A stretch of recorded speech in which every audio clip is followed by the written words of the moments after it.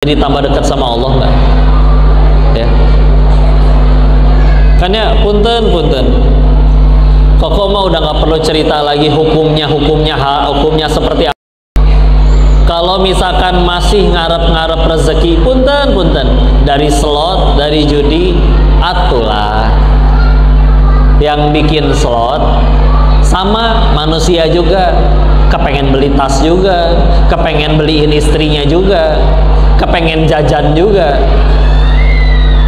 Kenapa dia bikin? Karena pengen menang. Jadi sengaja bikin sistem yang bisa nguntungin dia melulu. Kalau kita benar-benar berpikir bahwa mereka adalah orang yang tulus pengen bagi-bagi duit ke semua pemainnya, ya kalau pengen bagi-bagi duit yang di awal dibikinnya lembaga zakat infak sodako, bukan judi online, ya. Terus udah mah pengen rezeki, ngegantungin rezekinya di orang atau di sistem yang dibikin sama orang yang serakah. Itulah ya, digocek, brother. Punten bisa.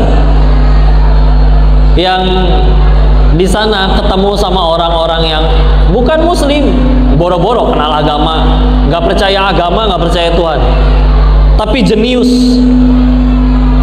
Dengan jeniusnya aja, meskipun tanpa didampingi agama, dia berkata, saya seumur-umur gak akan pernah mau main judi. Kalau mau pilihannya cuma dua, jadi bandarnya atau ngakalin sistemnya. Udah gitu aja. Karena selagi kita ikut sistem orang, digocek, brother. Udah. Kok saya bisa atur kapan harus berhenti dan segala macam ya? Ini dia ya. Masalahnya gini, dulu waktu Koko masih di sana,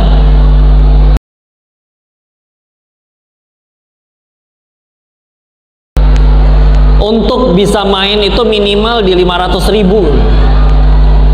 Diturun-turunin paling juga 100. Masalahnya kolamnya segitu-gitunya, ikannya segitu-gitunya, yang mancing tambah banyak. Maksudnya apa? Pemain segitu-gitunya, tapi yang jadi bandar judi tambah banyak, yang mancing tambah banyak. Maka gimana nih biar mereka tetap bisa kebagian? Diturunin 10.000 juga mereka terima buat main. Orang yang uang ademnya 10.000, kadang mungkin belum tahu gimana cara.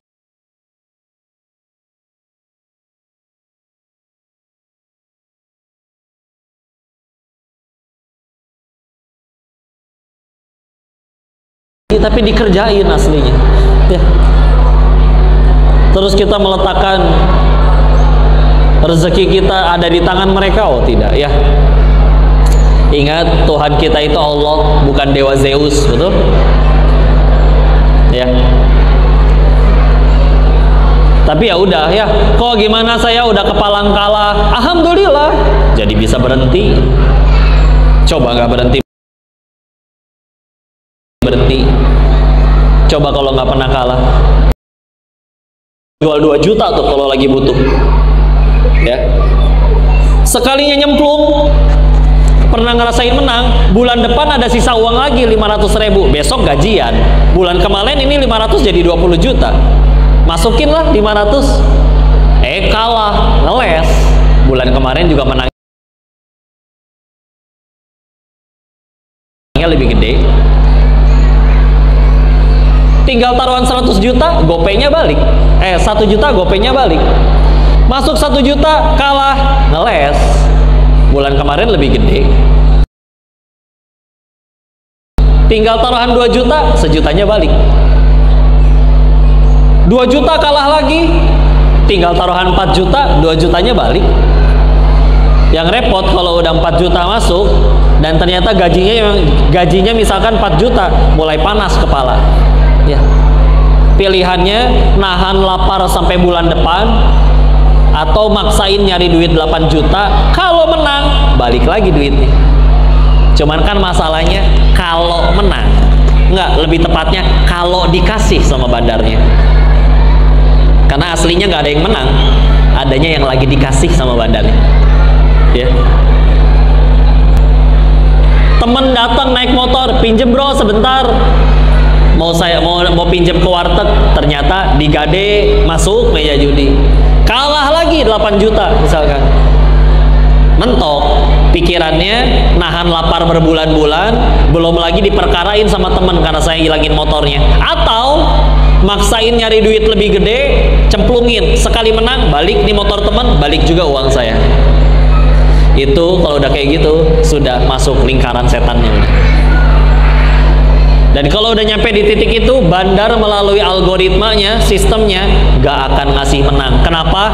Karena kita tahu dia udah buntu, dia gak punya jalan keluar lain untuk nyari uang secepat itu hari ini juga. Cuman kita satu-satunya harapan, dia gak akan berhenti sebelum benar-benar mentok. Ketika gak ada lagi yang bisa dipinjam atau dicuri atau dijual, mau gak mau foto sama KTP, cekrek, pinjol, ya. Nambah dosa yang baru. Oh, ini yang lebih repot, nambah ribanya, ya.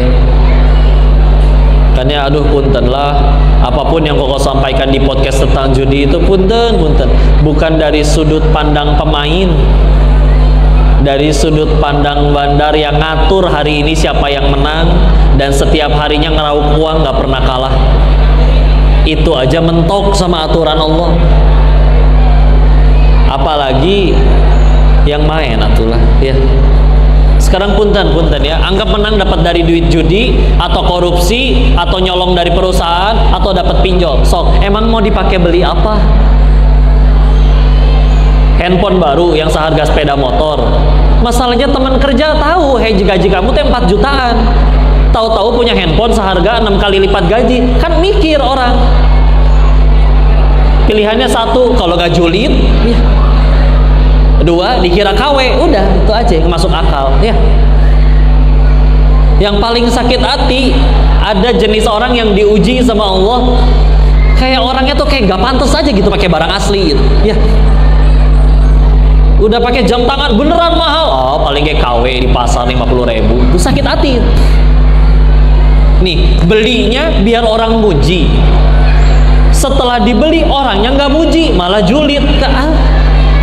Sudah jatuh tertimpa tangga itu.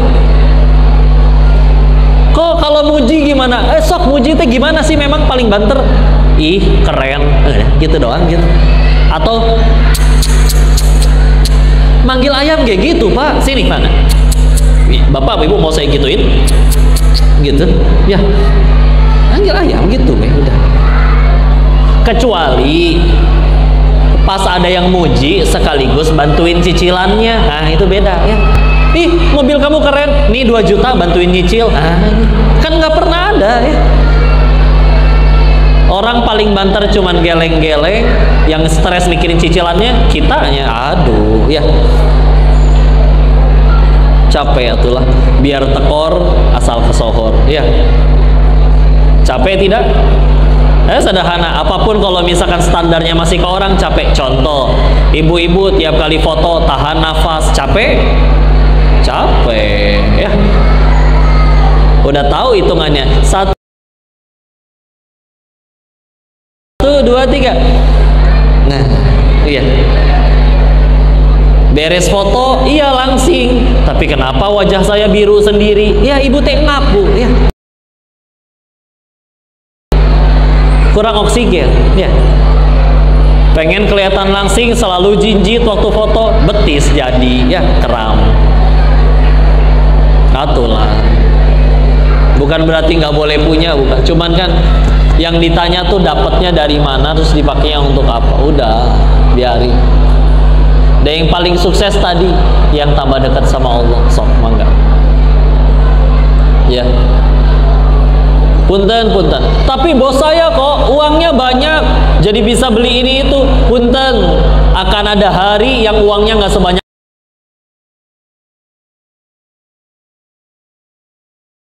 itu, dia bersyukur, alhamdulillah ya Allah, udah saya jadi nggak bisa maksiat, nggak ada duitnya.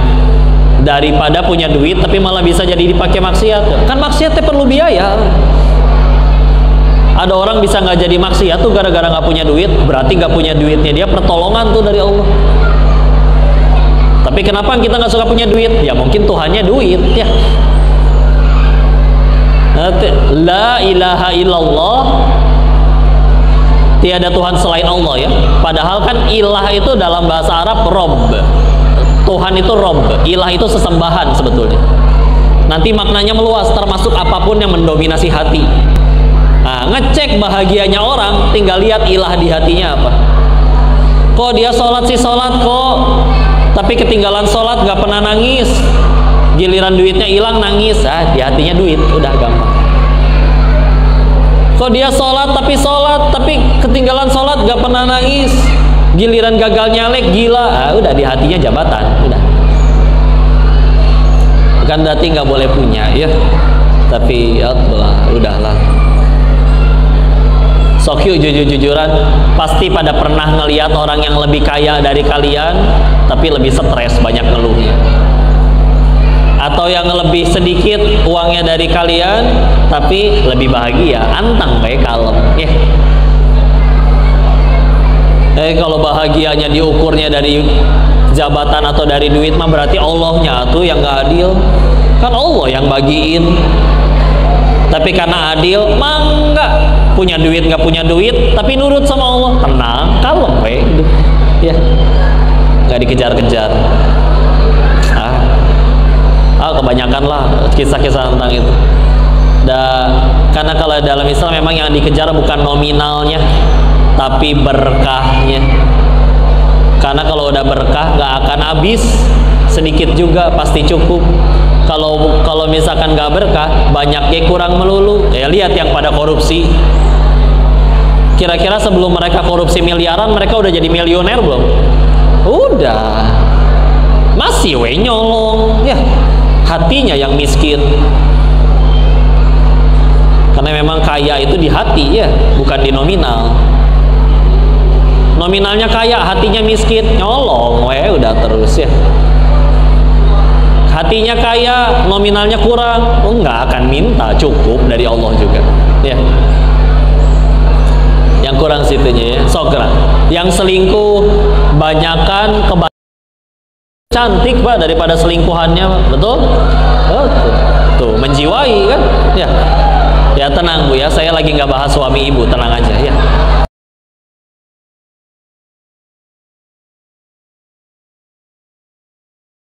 Insya Allah suami ibu setia ya. Iya, ternyata istrinya lebih cantik daripada selingkuhannya ya. Makanya sampai ada orang bilang ternyata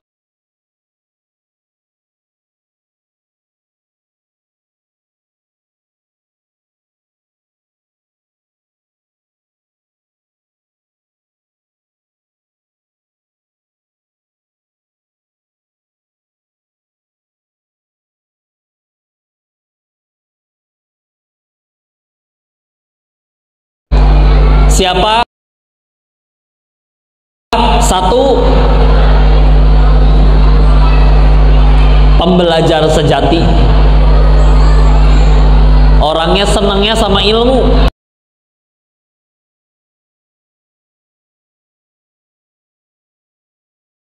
wawasan,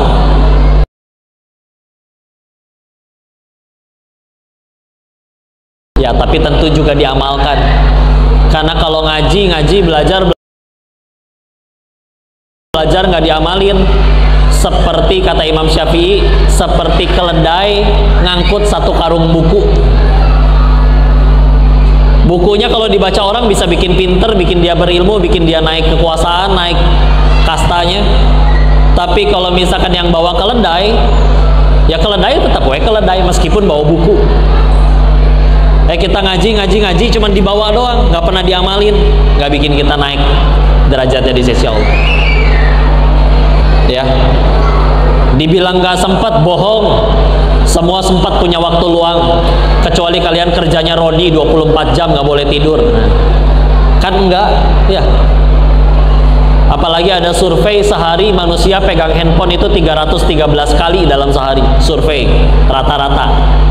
Meskipun cuma turun dari motor ngecek dikit, oh nggak ada WA, kadang WA aja dari grup gibah lah ya.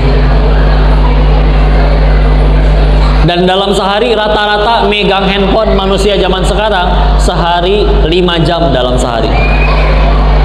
Sok 5 jam jadi manfaat semua nggak? Apa cuman lihat joget-joget doang? Nggak manfaat. Ya. Alhamdulillah. Ganti misalkan apa sukanya masak? Tonton video masak ya. Istilah. Banyak sekarang tata cara belajar. Yang kedua, zuhud. Nah, ini dia. Nanti zuhud kaitannya sama waro ya. Nah, ini seru bahasan ini. Punten. Hadisnya dulu kata Nabi waktu ditanya bagaimana cara agar kita dicintai Allah dan dicintai manusia tuh. Allah cinta sama kita, manusia cinta sama kita. Oh, Nabi jawab, izhad fid dunya yuhibbukallah. Zuhudlah kamu dengan apa yang ada di dunia, dengan dunia kamu dicintain Allah. Izhad ma fi indan nas, di riwayat lain izhad ma fi aidin nas. Yang satu indan nas itu di sisi manusia, aidin nas itu di tangan manusia. Yuhibbukan nas, disukain manusia. Ya. Jadi kalau kita sama sesuatu yang dikejar-kejar manusia kita biasa aja, disukain kita. Karena tuh temenan mah sama dia tuh enak, gak matre, gak ambisius pengen ngambil barang yang bukan haknya, gak akan berani ngambil yang bukan haknya, disukain. Cinta manusia. Ya. Apa itu zuhud? Diterangkan sekali lagi kata Imam Ibnu Taimiyah, meninggalkan sesuatu yang tidak manfaat bagi akhiratnya. Meninggalkan sesuatu yang tidak manfaat bagi akhiratnya. Contoh, datang ke mall di Jakarta, ada jam tangan 5 miliar. Sanggup beli, sanggup ternyata. Tapi dia pikir lagi, apa ini teh manfaat buat akhirat saya? Apalagi kalau saya beli cuman gara-gara tadi diledekin gak pakai jam tangan. Apalagi memang saya secara tampang kayak kurang pantas pakai jam tangan 5 miliar. Daripada saya beli jam tangan 5 miliar dikiranya yang 50.000, sakit hati. Ya. Lagian kalau mobil kita masih mending. Mobil mahal larinya lebih kenceng daripada mobil murah. Jam tangan 5 miliar emang muternya lebih kenceng daripada yang 50.000. Pak, jam tangan Bapak 5 miliar apa Pak kelebihannya? Ini 1 jamnya setara 5 menit kok. Atau rusak jam Bapak berarti. Ya. Ngapain dipakai? Ya. Repot. Maka udah nggak usah. Bismillah. Insya Allah jam tangan 35.000 sampai jam tangan 1 miliar, 5 miliar, 1 menitnya tetap 60 detik, tenang aja. Ya. 1 jamnya juga tetap 60 menit, gak akan ngebut dia. Ya. Tenang aja. Dah, bismillah. Maka dia tinggalin, bismillah. Nah, zuhud nanti kaitannya sama waro. Waro itu berhati-hati. Suka diterjemahinnya berhati-hati, padahal lebih tepatnya meninggalkan sesuatu yang berbahaya bagi akhiratnya. Kalau tadi meninggalkan yang gak manfaat, kalau ini meninggalkan yang berbahaya bagi akhirat. Contoh nih, contoh piknik sama karyawan, nginep di villa, masuk kamar mandi lupa bawa odol, ada odol temen, ambil nih sekelingking. Orang yang waro gak berani sebelum izin karena bagi dia tidak halal. Kok tinggal pakai dulu, nanti keluar tinggal bilang. Kata siapa kita masih ada umur sampai keluar kamar mandi? Segitunya, ya. Selagi bukan haknya, gak mau ambil. Repot, pasti ada tanggung jawabnya. Kantor, biasanya kadang banyak pulpen atau kadang ada printer, ya. Istri mau jualan kolek, numpang ngeprint selembar, kolek teh neneng, jual tanpa izin ke bosnya. Demi Allah itu tinta bahkan dimintai pertanggungjawaban sama Allah, kecuali izin. Atau nanti di pengadilan Allah dipanggil bosnya, oh iya nggak apa-apa saya izinin, aman. Tapi kalau ternyata nanti di pengadilan Allah, saya nggak ridho, saya beli printer dan tintanya buat urusan kantor, kamu beli buat istrimu pakai, ayo ya, sok segera dihalalkan. Beneran, ini waro. Bener, kalau pengen selamat nanti bener-bener kudu waro. Termasuk contoh ya. Punten, ini mah punten ya. Mau latihan waro nggak? Mau latihan waro? Contoh. Nanti dari sini pulang ke rumah, masuk dapur, lihat pakai tabung gas yang warna apa. Kalau ternyata yang hijau kayak melon, tolong dilepas, taruh meja, lihat ada tulisan apa di situ. Hanya untuk masyarakat. Maka hei orang miskin, gak suka kan dipanggil kayak gitu? Kalau ngerasa dirinya gak miskin, itu bukan hak kalian demi Allah. Kalian tahu kenapa yang 3 kilo itu murah? Subsidi. Maka ada yang ditarget untuk supaya bisa beli itu.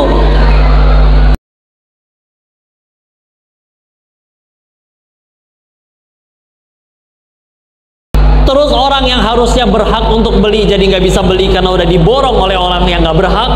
Demi Allah ada tanggung jawabnya di hadapan Allah.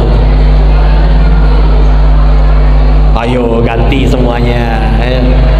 Tapi entar dulu kok, menurut yang bikin peraturannya masyarakat miskin itu gimana maksudnya? Cek nanti, saya coba googling di undang-undangnya. Ternyata masyarakat miskin menurut negara adalah yang gajinya di bawah 1.500.000 per bulan.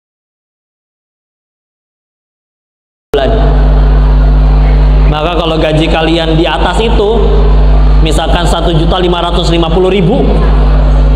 kalian tidak miskin.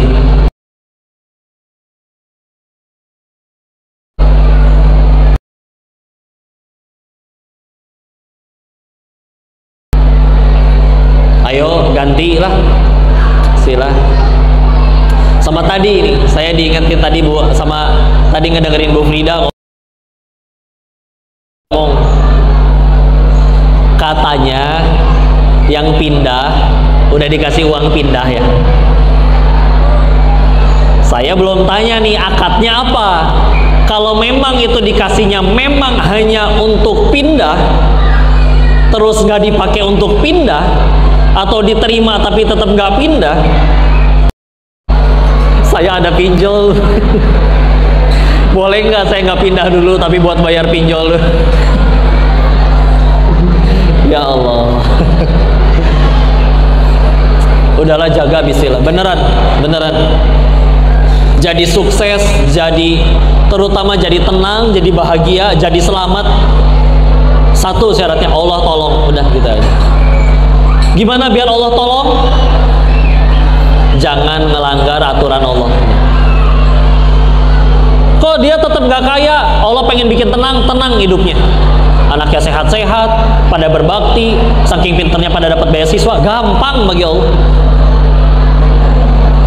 Kok dia duitnya banyak tuh, padahal banyak melanggar aturan Allah, gampang bagi Allah. Anaknya kena narkoba, istrinya selingkuh, gampang macam-macam.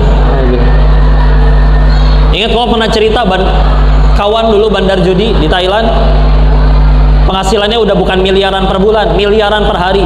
Dia bilang stres gua kadang kangen naik motor hujan-hujanan sama istri.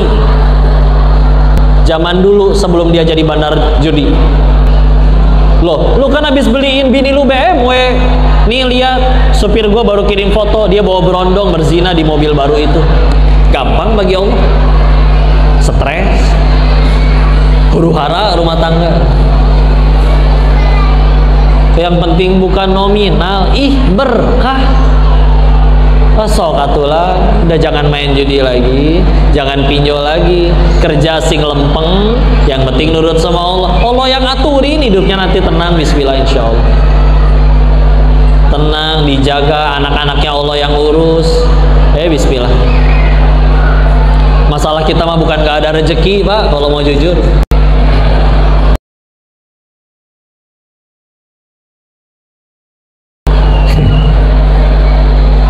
Bener. Mau diulang? Suami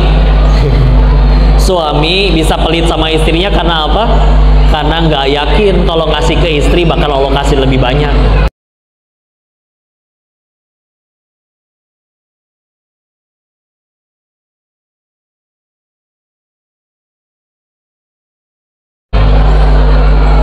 Ya udah, sok kirim ke suaminya. Ada yang misalkan hidup 40 tahun, setiap 6 bulan temennya ganti, selalu selek, berantem. Masa temennya salah semua? Akhirnya dia mikir, oh mungkin saya yang kurang baik. Hidup umur 40, teman-temannya udah punya ini itu, saya loh kok malah punya banyak utang. Oh, bisa jadi mungkin ada yang salah. Nah, kalau ada orang bisa tahu apa kekurangannya, apa yang harus diperbaiki untuk dirinya, tanpa harus berantem dulu atau kena masalah dulu, itu ilmu yang mahal demi Allah. Tapi ya tadi syaratnya bisa jujur ke diri sendiri, ya istilah. Udah, jangan khawatir sama rezeki ya. Kok pengen sering ulang ini biar lancar, biar Pak apal semuanya. Rezeki manusia cuma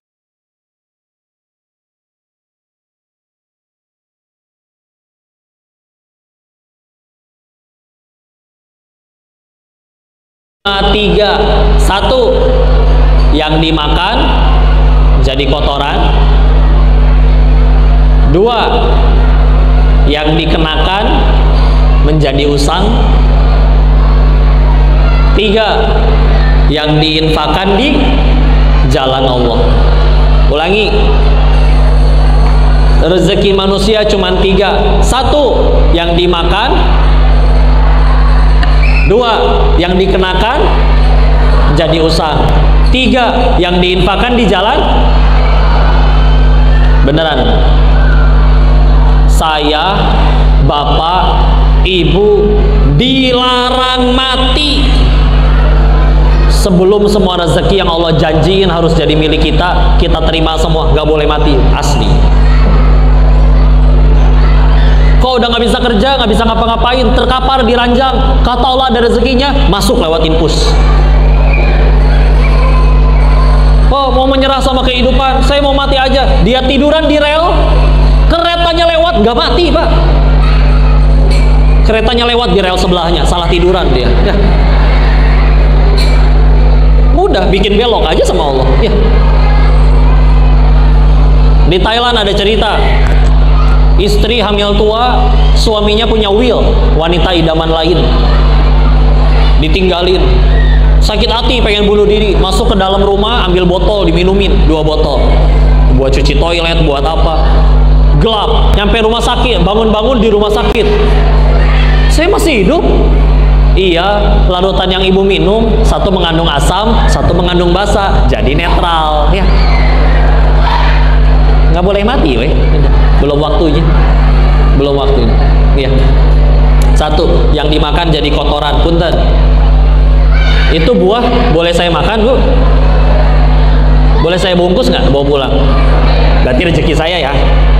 Kalau ternyata di jalan digondol sama monyet itu pisang, berarti saya cuma disuruh Allah nganterin rezekinya ke hamba yang lain. Kapan yang jadi rezeki kita yang mana? Yang udah lewat sini nih, yang udah ketelan, udah rezeki kita. Sebelum lewat sini belum jadi rezeki kita. Contoh, di rumah punya kulkas, di dalamnya ada migar, minuman segar, harus disingkat ya. Kalian beli minuman segar, ponakan datang diserbu, habis semuanya. Rezeki bapak atau rezeki ponakan? Bukan. Kita weh ngaku-ngaku. Sok yang lain, keluarin handphone, sok cek saldo masing-masing. Atas nama siapa? Diri sendiri kan? Kata orang manusia tuh terbagi 2. Ada yang selalu sedih ngelihat buku tabungannya, ada yang bahagia ngelihat buku tabungannya. Kalian yang mana? Bahagia ya. Misalkan, oh banyak nih saldonya, habis ngecek saldo, cengar-cengir, ih banyak, alhamdulillah ya Allah. Anak nelpon, mah habis belajar nyetir nabrak, adik nggak apa-apa? Nggak apa-apa mah, tapi harus gantiin. Berapa dek? 8 miliar. Hah? Kamu teh nabrak apa? Nabrak pabrik BMW mah hancur. Milih-milih atau kalau cilaka teh ya. Gimana bisa milih ya? ternyata rezeki bengkel. Udah gitu weh. Sebelum lewat sini bukan rezeki kita. Izin ya, ada kawan dulu atau di Thailand. Ya singkat cerita dia usahanya jadi bandar narkoba. Cuman unik, dia nggak suka mabok, nggak suka judi, nggak suka perempuan. Maksudnya nggak suka main perempuan, setia sama satu pacar doang dia. Terus bandelnya cuma obat aja, karena mau nggak mau harus quality control produknya sendiri. Ya. Dan rajin menabung. Dia bilang suatu saat saya pengen berhenti bisnis kayak begini, pengen pulang ke Bogor, pengen nyenengin ibunya. Jadi jenis bandar narkoba yang budiman gitu kira-kira. Ya. Singkat cerita, pacarnya berkhianat, dia di penjara. Namanya di penjara nggak ada yang enak ya. Maka negolah dia ke yang nangkep. Saya bilangnya oknum ya, karena demi Allah masih banyak polisi yang baik. Nego dengan si oknum, oknumnya minta nominal senilai dengan tabungan dia 5 tahun jadi bandar narkoba. Beres, bebas, ngelamun gitu. Buat apa ya gua selama ini 5 tahun mentaruhin keamanan, kerja di bidang kayak begini, ternyata cuman buat jadi rezeki, duit lewat buat si oknum itu, udah dititipin. Sebelum lewat sini bukan rezeki kita, asli lewat ya. Tuh. Kan kita kadang suka mikir ya, kalau misalkan ngambil yang haram dapatnya lebih banyak nih, kalau yang halal-halal doang gaji saya cuman segini. Tapi punten, bicara rezeki itu, kalau kata Allah bulan ini saldo dia harus 1 miliar, 1 miliar. Mau halal mau haram tetap 1 M. Kalau rezekinya kata Allah segitu. Kita kan kadang mikir, aduh kalau halal cuma segini, kalau haram baru lebih banyak. Enggak. Mau halal mau haram tetap segitu. Contoh ya. Dulu Ali bin Abi Thalib, sahabat Nabi Ali, Sayyidina Ali, minta pemuda untuk bersihin kudanya. Ditinggal sholat bentar. Beres sholat, kudanya ada, tapi pemudanya hilang sama pelana kuda, dudukannya hilang. Ya udah singkat cerita, pergilah ke toko kuda buat nyari dudukan kuda yang baru. Nyampe ke salah satu toko, ketemu sama yang mirip, yang kenal. Kayak kenal itu pelana kuda. Ditanya ke yang punya toko, Pak dapat dari mana Pak? Dijawab, tadi ada pemuda yang jual. Boleh tanya, Bapak kasih uang berapa ke dia? 1 dirham. Kata Ali dalam hatinya, demi Allah yang jiwaku dalam genggamannya, seberes sholat juga aku pengen kasih ke anak itu 1 dirham. Tapi coba lihat, anak muda itu nggak sabar. Dikiranya kalau dicuri 1 dapat duitnya lebih cepat, 2 bisa lebih banyak. Tapi ternyata dibawa keliling toko, semuanya nggak ada yang nawar lebih dari 1 dirham. Daripada nggak laku, udah 1. Tapi hasilnya apa? 1 dirham plus dosa. Kalau dia sabar, dapatnya berapa? Tetap 1 dirham, tapi plus pahala. Maka itu dia ya. Sama ini juga baju yang dikenakan jadi usang, udah. Yang rezeki kita yang dipakai sampai usang. Kadang kita simpan baju bagus-bagus udah nggak muat, kasih ke orang, dipakai sama dia sampai usang, rezeki dia berarti. Dan yang terakhir, yang diinfakkan di jalan Allah. Dulu ada pengusaha soleh punya kebiasaan kayak gini, beres jualan sisain modal buat dagang besok, sisanya sedekah. Teman-temannya suka nanya, kamu nggak sayang sama harta kamu? Invest dong kayak kita. Dijawab, justru saya sayang banget sama harta saya, makanya pengen saya bawa mati. Gimana caranya bawa mati harta? Transfer ke rekening akhirat, sedekah. Aslinya setiap kali kita sedekah, kebaikannya baliknya ke kalian juga. Cuman dipindah ke rekening akhirat kalian, akan kalian bisa